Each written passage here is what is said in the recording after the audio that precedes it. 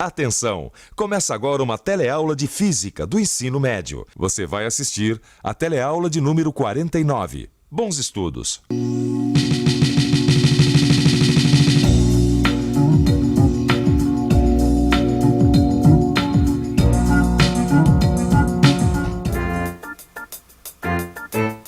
Ô, Gil, você desculpa perguntar, o que tá acontecendo aí? Faz mais de meia hora que você tá zanzando pelo apartamento, mexe numa coisa, mexe em outra, você tá ficando meio maluco? O que tá acontecendo? Não é nada não, Vicente. É o seguinte, sabe o que é? Eu tava pensando numa coisa que o meu amigo Roberto me disse. Que a gente é capaz de entender a luz pelas coisas mais simples do nosso dia a dia, sabe? Através de um rádio, um micro-ondas, uma chapa de pulmão. Então eu tô aqui pesquisando. Mas agora não adianta você ficar só olhando, você tem que se informar, entendeu? Não esquenta a sua cabeça. No final dessa teleaula aqui, você vai estar craque no assunto. Hoje você vai aprender o que são e quais são as características das ondas eletromagnéticas. Vai descobrir o que são os fótons e o que é a luz.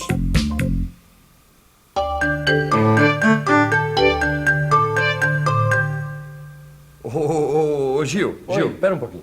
Eu vou te ajudar. Vamos fazer uma coisa? Vamos pôr a mão na massa e estudar o que são as ondas eletromagnéticas. Vamos nessa? Peraí. Ondas eletromagnéticas? Exatamente. O que isso tem a ver com a minha curiosidade, Vicente? Olha, eu tô querendo saber o que é e quais são as características da luz. Simples. Exatamente. Só Então isso. a primeira coisa que você tem que aprender é a seguinte. A luz é uma onda eletromagnética. E não só a luz, hein? Não só a luz. As ondas de rádio, as ondas de televisão, as micro-ondas, os raios X, todas elas são ondas eletromagnéticas. É mesmo? É. Maricela, eu fiquei super animada com aquela nossa conversa sobre átomos, sabia? Só que agora eu estou interessada num outro assunto. Ondas eletromagnéticas. Esse é um outro assunto, mas tem tudo a ver com o átomo, Rosinha. Você vai ver. Tanto que para entender as ondas eletromagnéticas, a gente precisa lembrar o modelo atômico. Observe este esquema. Este é o modelo atômico de Rutherford Bohr. Neste modelo, os elétrons se distribuem em níveis de energia ao redor do núcleo. Nos níveis mais afastados, a energia do elétron é maior. Quando o átomo absorve energia, um de seus elétrons se afasta do núcleo, isto é, vai para um nível de energia maior. Quando ocorre o contrário, isto é, quando um elétron se aproxima do núcleo, o átomo emite energia. Ah, e a energia absorvida ou emitida é igual à diferença de energia entre esses dois níveis. As ondas eletromagnéticas têm tudo a ver com o átomo, especialmente com o movimento dos elétrons. E quem estabeleceu essa relação foi o famoso físico Albert Einstein. Ele foi um físico teórico que formulou a sua teoria baseado nas experiências de vários outros cientistas. Muito cálculo e muita imaginação. Foi ele quem explicou o efeito fotoelétrico. E antes da gente falar mais sobre as ondas eletromagnéticas, vamos entender direitinho o que é este efeito fotoelétrico. Efeito fotoelétrico é a emissão de elétrons de uma superfície metálica devido à incidência de luz. Mas, para entender melhor isso, vamos aos fatos observados. As experiências mostravam que quando uma certa quantidade de luz incidia sobre uma placa metálica, aparecia uma corrente elétrica. Einstein conclui que a luz fornece energia para os elétrons da placa. Alguns deles se desprendem e saem da placa. Tá tudo legal, Vicente. Agora, eu só não entendo o que tudo isso tem a ver com a luz, sabe? Calma, que você já vai entender. Nós já estamos chegando lá. Olha aqui, ó. Einstein queria explicar o aparecimento da corrente elétrica através da incidência de luz sobre uma superfície metálica.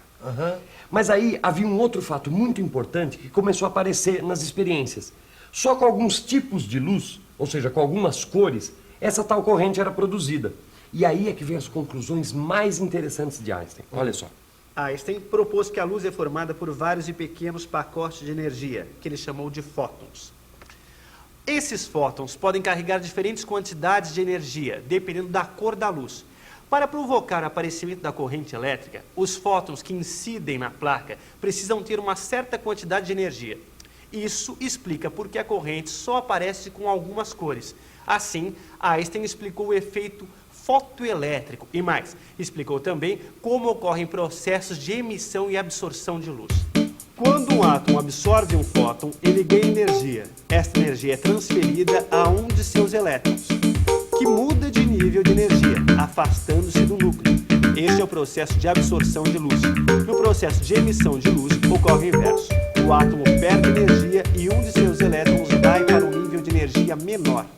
Ah, agora sim, Vicente. Olha, quer dizer então que a luz é formada por pacotinhos, né? Que correspondem a determinadas quantidades de energia. Exatamente, Não é isso? E Gil. que esses pacotinhos são chamados de fótons. Ah, tá começando a entender o que é a luz, tá vendo? Ah, agora, e aquelas ondas eletromagnéticas que você estava falando no começo da teleaula? Calma, que daqui a pouco você vai entender a relação entre a luz e as ondas eletromagnéticas. Ó. Tá.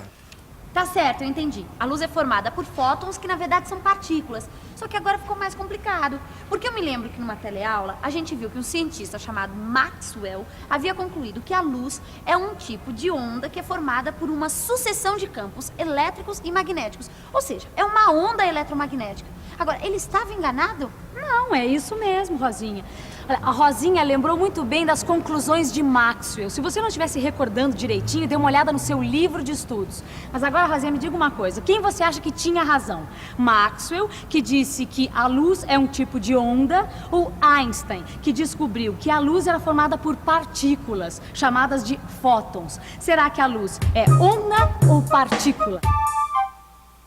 Ih, agora ficou mais difícil.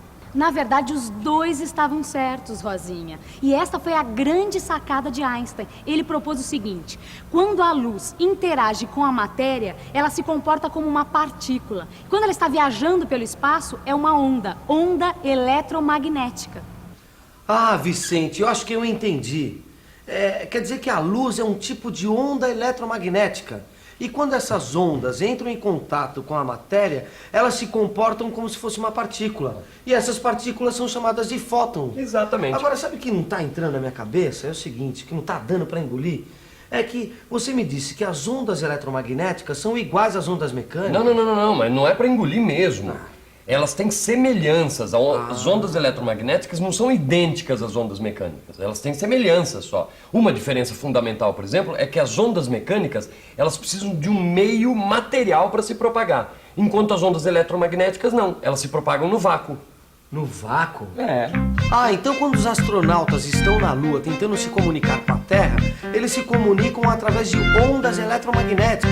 Exatamente. Eles se comunicam com a Terra através das ondas de rádio. E as ondas de rádio, as micro-ondas, as ondas de televisão, a luz, são todos exemplos de ondas eletromagnéticas. Agora ficou mais fácil, né, Maristela? Porque se quase tudo que vale para as ondas mecânicas vale também para as ondas eletromagnéticas, então fica mais fácil entender as características das ondas eletromagnéticas. E fica mais fácil mesmo, Rosinha. É só você lembrar que todas as ondas são caracterizadas por um valor de frequência e comprimento de onda. No seu livro você vai encontrar tudo isso. Nele você descobre como essas grandezas se relacionam e encontra os valores de frequência e do comprimento de onda de diversas ondas eletromagnéticas. Como você viu, as grandezas que caracterizam as ondas eletromagnéticas são as mesmas grandezas que caracterizam as ondas mecânicas. Dá pra gente calcular os valores dessas grandezas, mas antes disso, você precisa saber como é produzida uma onda eletromagnética. Ela é produzida toda vez que uma carga elétrica é acelerada ou freada. Ou seja, quando uma carga elétrica fica em movimento de vai e vem, é que se produz uma onda eletromagnética. Vicente, é o seguinte, estou ficando fera nesse negócio de ondas eletromagnéticas. Só que é o seguinte, não é tão simples assim, né? Não, realmente não é simples. Agora, com calma, a gente acaba conseguindo entender tudo. Aliás, depois dessa teleaula, pegue seu livro e dê uma revisada em tudo que a gente está vendo aqui. Com certeza vai ficar tudo muito mais claro para você. Bom, já que você falou nesse negócio de ficar claro, surgiu uma dúvida.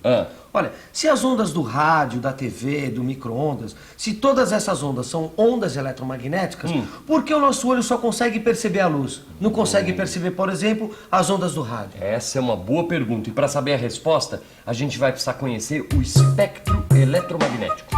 Espectro eletromagnético. Exatamente. Porque além da frequência e do comprimento de onda, as ondas eletromagnéticas, elas têm uma outra característica, a quantidade de energia. E a quantidade de energia, ela varia justamente de acordo com a frequência e com o comprimento de onda. Você lembra do som? As ondas sonoras, assim como as ondas eletromagnéticas, elas têm frequências, tá certo? E no caso do som, o ouvido humano só consegue captar sons com frequências num determinado intervalo, tá certo? Ah, eu já vi tudo. Então, quer dizer, no caso das ondas eletromagnéticas é a mesma coisa, não é isso? É. Então, olha, a gente só consegue enxergar as ondas cujas frequências estão num determinado intervalo. Exatamente. Agora, não se esqueça, as ondas eletromagnéticas, elas são fótons. E o nosso olho só capta fótons com uma quantidade de energia específica. Você lembra? Quando um elétron muda de um nível de energia maior para um menor, ele emite um fóton. E é esse fóton que o nosso olho absorve e transforma num sinal elétrico que vai ser mandado para o cérebro. Ah, e não tem segredo, né, Vicente? É só a gente dar uma olhada no espectro eletromagnético. Olha aqui.